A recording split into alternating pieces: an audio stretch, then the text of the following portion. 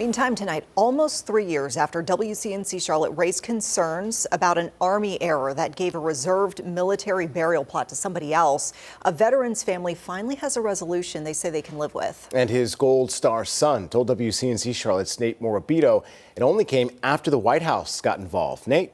That's right. He tells us it took him writing the White House Chief of Staff to get this grave mistake corrected to the next best possible situation.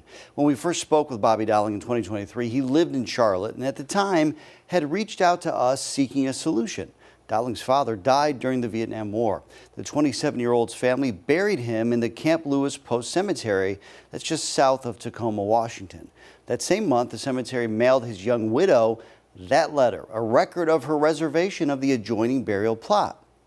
But decades later, during a visit to her husband's grave in 2022, she discovered someone else was buried there.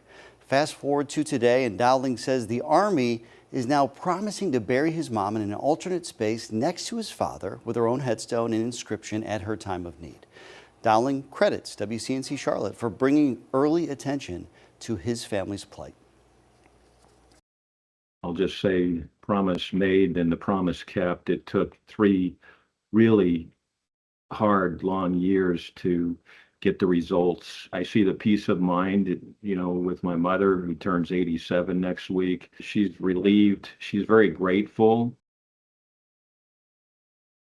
Today, the Army confirmed Gold Star widow Mary Dowling will receive an eventual dignified burial immediately next to her beloved husband, telling us this arrangement will not affect other existing grave sites.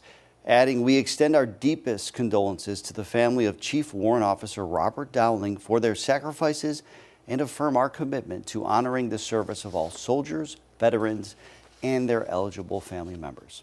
Now, years ago, the Army allowed qualified spouses to reserve graves in writing long before their deaths. Nowadays, it's different. Eligibility is determined upon death.